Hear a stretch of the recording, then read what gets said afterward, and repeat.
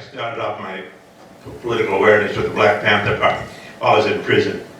And once it was founded, I followed the 10 points of the Black Panther Party, mostly doing with the community that I belong to. And by saying the one I belong to, I'm not talking about the black community. I was in prison at the time. It was only black prison inside who understood what we were talking about to start off with, but it spread. We were able to change a lot of the working procedures or working processes in prison where prisoners got paid more, etc.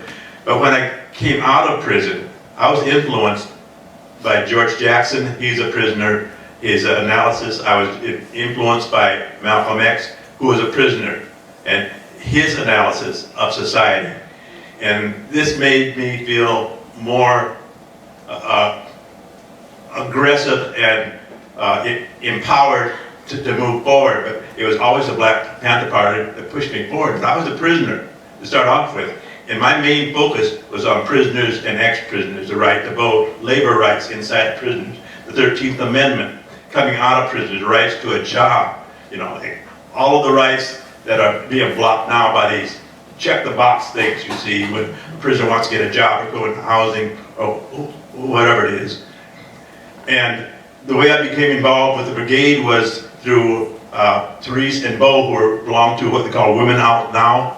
It was a prison group where they took people inside a prison to be with their mothers. The children took them inside. They took me inside a prison in Purdy for the first time. That was the first time I ever went into a prison, a women's prison. I took them down to Walla Walla. It was the first time they ever went into a men's prison. And Ed took us all up to Monroe. We went into a prison. This all started out with a prison movement. That's how we all joined together. We all begin with the prison movement, and from there it expanded.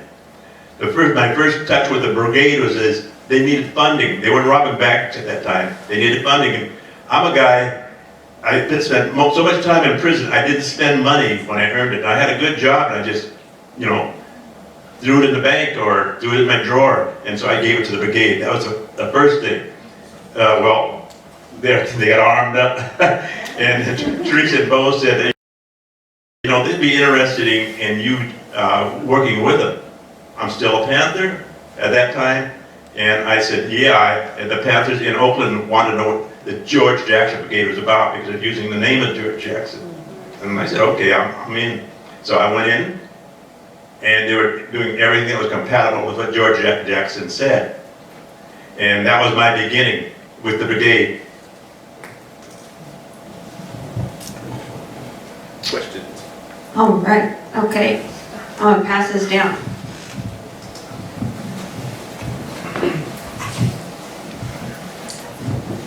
Hey everybody, thank you. Yeah, I was just wondering how you all, being from such diverse experiences and backgrounds, how y'all handled infighting or contradictions that may have come up that without your group falling apart and without it degenerating or whatever and staying strong, because I feel like that doesn't really happen a lot out here. It seems like a lot of infighting divides people, and y'all were doing some serious shit, so I wanted to hear how y'all dealt with internal conflict and stayed together. Yeah. It's pretty simple. If you're engaged in actual struggle with a group of people, the petty shit goes by the wayside. When you're not doing anything meaningful, you start eating at each other like cannibals. I'll tell you, when I was underground brigade, there were times that I got very sick of criticism, self-criticism sessions. But not in the way that I said we shouldn't be having these meetings, we shouldn't be talking about these issues that come up in our life together. But I think what Ed said is really the key is the stakes were high, and we had work to do, and we processed it, and we had some, there were certainly negative feelings that would come up between us in a cell that was a very small group with big differences sometimes, but not about the work we were doing. And we had respect for each other because of that. Yeah, but again, like I say, I was a Panther then, I'm a Panther now. I follow the 10-point program, and I still work with Panthers. But also I'm a Maoist, so it's easy for me to work with them because these were Marxist-Leninists, and we call it ML. Anarchists? Anarchists, MLN, yeah, M. Marxist-Leninists, Maoist, anarchists, Okay, there's a strange thing that happened. While I was in prison, they wrote up the political statement of the George Jackson Brigade. I've never seen it. I mean, it wasn't written up before I went into prison. But when it was written up, it became part of my prison file. And every time they opened my prison file, there it was, okay. And, well, I got to read it later on, you know, because it gave it to me. I got to read it for the first time. But working with the people in the brigade, I worked with them before the brigade was ever formed. I knew Ed and Sherman as a prisoners union, and Bruce. They all worked at prisoners union. I knew Therese and Bo as prisoners, women out now. And there was other groups in Seattle. I don't know if any of you remember the Looking Glass, the women's, okay, the Looking Glass was a newsletter put out by radical women in Seattle. And I understood, I began my feminism at this point, not while I was in prison, but after I got out. When I met Bo, I fell in love with Bo. She had talked to me all night long about feminism. Okay, and it was a hard lesson, you know. It's a hard lesson, but I learned it, and I love that woman to this day. And very sad to see all the confusion she has now with dementia. But it was mostly the prison movement that drew me into it. These people were firm in what they believed. It wasn't just a Saturday night meeting in one of the halls, you know, where people sit down, blah, blah, blah, and they go home. They talk about this every day. In our Panther meetings, as the Panthers, we spoke every day on issues, talking about contradictions between ourselves. And some people had to leave, some people came in, some people stayed. That's what the Panthers were about. It was put together tighter than any of the political statements. We had jobs to do. We had mental health things to do. We had jobs to take care of, trying to get people work. All of this stuff is constant focus. We sold newspapers. And in a sense, the brigade was more active than what we were doing. We were doing things just for the community, but our community. But this broadened the community. It broadened beyond the black community.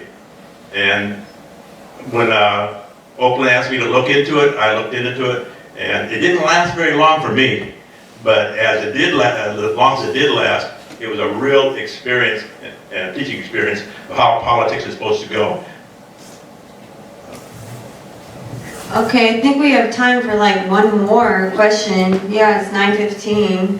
And make sure you get your merch on the way out. We got shirts and books and, you know, all this. You can buy the communiques. I know, I see a question. I'm coming. All right. Okay, well, it seems to me that since the 60s, there are way more people incarcerated now than they have ever been before. And that it doesn't seem like legislation and going through the courts helps in any way. And so direct action is really the only answer these days, don't you think? Who are you talking to? What you think? Well, let me close this off with a quick note here about Bo. So, first of all, we didn't really have any, when I was in the brigade, we didn't have any conflict. So Bo and I are going to Portland to get phony ID. And this is the first time the two of us have really spent much time together. I mean, you know, we see each other around and stuff, but this is the first time we spent a lot of time together. And Bo had just come into the brigade, and she was letting me know that we're not going to go for none of this fucking male-dominated shit. And you know, that's okay with me. But she told me that the only way that men can really get it is by sucking a dick. To put it, you know, and it didn't come out quite that way, but and the idea was to stop draining the energy of women so that they could have the space to deal with their issues of their own impression without us adding to that. And it was as a result of that conversation with Bo, Men Against Sexism was started in Walla Walla. You know, Bo, if it hadn't been for Bo, that would have never happened, probably. Can you explain to the crew here what Men Against Sexism is for those of us who don't know? When I went into Walla Walla, because we had busted into the headquarters of the Department of Corrections, they put me straight into the hole. And when I was going into the hole, I was being booked in with this other kid. I didn't pay any attention. Each of us was wrapped up in our own drama, being put into the intensive management unit. That night, a group of predatory prisoners tried to rape this kid. He's about 20 years old. He's in the cell next to me. I won't go into the story other than to say I talked to people on the tier the next day when I was out for my exercise, and they said, well, that's the way it is. I mean, it's always been that way, it is that way. That's how you establish yourself in a pecking order in this prison, is by raping and subjugating gay and those vulnerable prisoners. And you know, it was a culture. And I came to understand that. And when we had a big struggle to get out of the hole, which was successful, thanks in part to the brigade bombings. Look at those bombings. We were, the longest prison strike in state history was 47 days. We were in this strike for about 43, 44 days, and the number one demand of the population was that conditions be rectified in the segregation unit. And so this was a bitterly fought struggle. It was on the television, on the radio, front pages of the newspapers across the state, this strike going on. And about day 43, 45, something like that, the George Jackson Brigade bombed 2 Rainier banks, issued a communique pointing out the interlocking directorship between the Seattle Times and the Rainier banks. And in that communique they said, this has been a major struggle, it's been going on for all this time, and not once, not one time has it even been hinted that the prisoners might have an issue, that they might have a side to their story. And they didn't say, you people call yourself objective, but they did say, until you can, you know, become somewhat objective in your coverage of this major story, then we're going to continue. Well, of course, the reporters, the bourgeois press, don't like to think of themselves as, you know, one-sided, you know, which they are constantly, but, and so they reported some of the prison issues, and the strike was settled within days. The warden was removed, the associate warden transferred, the director of corrections, Harold Bradley, was shit-canned, and we, who called ourselves the Walla Walla Brothers, were released from the segregation unit and went on to form Men Against Sexism.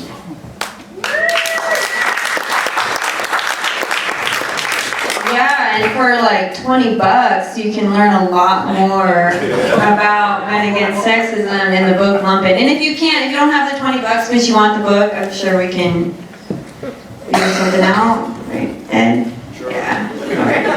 No, there's like I've read the book. I started the book. Actually, I started the book when I was with Janine on an airplane, and I couldn't put it down. I really couldn't put the book down. So, and I don't really usually like reading. So it's really good. I really recommend the book. I really do recommend it. Mark. Okay. I want to make one appeal to you. Is if you can give as much as you can toward that Kite. Any money, we'll take stamps. In fact, we welcome stamps more than we do money to help these prisoners. Okay, that's my appeal. And any young folks who want to work on the Kite, let us know. Talk to Emily. Yeah, if you feel comfortable leaving your contact info, if you haven't signed on the sheet, there's sheets on both tables, please leave some way to get in contact with you about getting involved with the Kite, and if you want to receive a copy of it. And also this recording, I think it will be available, yeah? Okay, so if you know someone who couldn't make it, or you want to, I don't know, watch it again or something, you can get the recording. I think I'm forgetting something else. I keep on thinking of one thing. Yeah. Where can people see the movie who haven't been able to come? Oh yeah, is that on Julie's website? There is a link, which... Yeah, sign up on this. If you sign up on this sheet, I'm just going to send you an email with like hella info. And it's going to have a link to the film, it's going to have a link to this. So if you don't have email though, just let me know and we'll do it another way. But yeah, I think on Julie Perini, maybe on her. I'm sure you can find it on her website. Google Film, and I'm sure you can get it. Yeah, and also shout out, Mark's doing all this stuff for the Panther 50th year anniversary. So, I don't know, do you want to plug that? Well, I'll probably plugged enough. It's going to be in April 26th to 28th, it'll be at the Washington Hall, Langston Hughes, and the African American Museum. We got a lot of stuff going on, a lot of big people coming up from California. I think,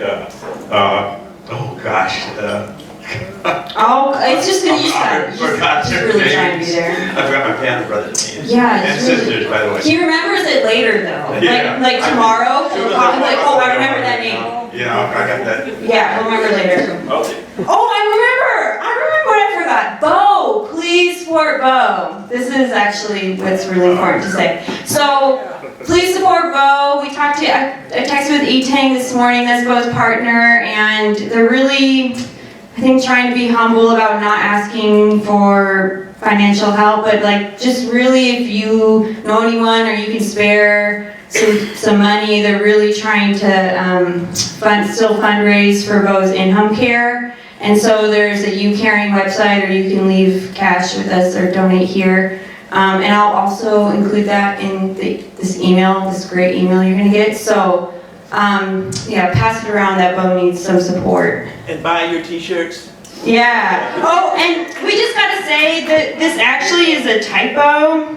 Oh, no. It's a typo, so just for the author, who's just a really amazing person, the person who wrote this poem is just really top of the line. So it's really supposed to be cozy, cuddly. There's no and. So just saying, like, that's how it was written. There was no and. All right.